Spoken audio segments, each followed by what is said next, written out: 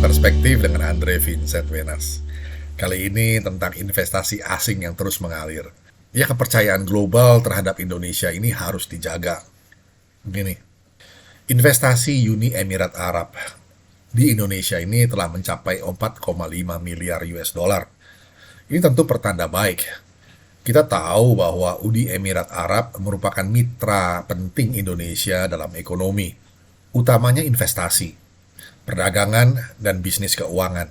Juga soal keagamaan, kesehatan, dan konservasi. Kita hanya ingin mengingatkan juga soal follow up dari setiap kesepakatan yang telah dicapai. Karena follow up ini atau tindak lanjut terhadap setiap kesepakatan yang telah dicapai lewat negosiasi bilateral maupun multilateral itu penting sekali. Harus ada kelanjutannya. Jangan cuma berhenti di meja perundingan. Saat ini ada 4 proyek yang berpotensi mendapatkan investasi dari investor Timur Tengah, yaitu Agro Technopark di Garut.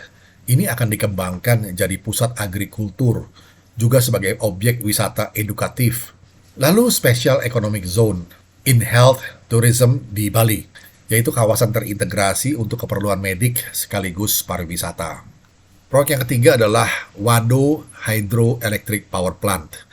Ini merupakan PLTA Sungai Cimanuk, pembangkit listrik Wado berkapasitas 50 MW. Dan ini merupakan proyek strategis nasional atau PSN. Lalu proyek keempat adalah Wind Power Plant Tolo 2, yaitu pembangkit listrik tenaga angin berkapasitas 72 MW di Janeponto, Sulawesi Selatan. Nah, keempat proyek ini diharapkan turut mendorong ekonomi hijau dan berkelanjutan demi masa depan bumi yang lebih baik.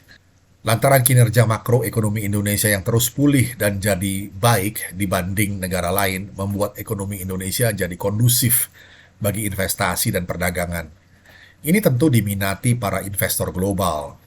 Kita sepakat dengan apa yang disampaikan oleh Gubernur Bank Indonesia, Bapak Peri Warjio, saat Indonesian Investment Forum di Dubai 2023, bahwa terdapat 3 alasan untuk investor mancanegara harus berinvestasi di Indonesia dibandingkan di negara lain. Pertama, Indonesia memiliki kinerja ekonomi terbaik pasca pandemi.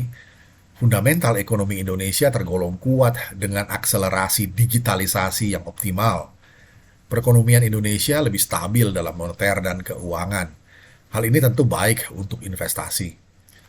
Kedua, kebijakan ekonomi nasional yang kuat. Indonesia sebagai leading economic forum memiliki kepemimpinan yang kuat pada kebijakan pemerintah, termasuk koordinasi yang baik antara fiskal dan moneter. Dengan demikian, APBN Indonesia relatif optimal untuk meredam shock yang mendera ekonomi. Hal ini akan mempermudah investasi dan perdagangan. Terdapat transformasi struktural sektor real yang terus didorong pemerintah demi mengembangkan hilirisasi pertambangan dan agrikultur, ekonomi hijau, dan inklusif. Yang ketiga, Bank Indonesia, Bank Sentral ini mendukung investasi dengan kebijakan. Terdapat bauran kebijakan yang pro-stabilitas dan pro-pertumbuhan untuk mendukung iklim investasi yang baik. Misalnya, insentif terkait kebijakan perbankan untuk pembiayaan sektor prioritas, pengembangan dan digitalisasi UMKM, dan selanjutnya pembayaran yang semakin mudah dengan integrasi, interoperabilitas, dan interkoneksi. Kedepan, transaksi pembayaran antar negara akan semakin mudah, baik melalui cross-border payment, local currency transactions, dan rupiah digital. Jadi, arus investasi asing de facto terus mengalir masuk. Tugas kita semua untuk menjaga agar kepercayaan global ini terus meningkat. Situasi sosial politik di tahun politik jadi krusial nih.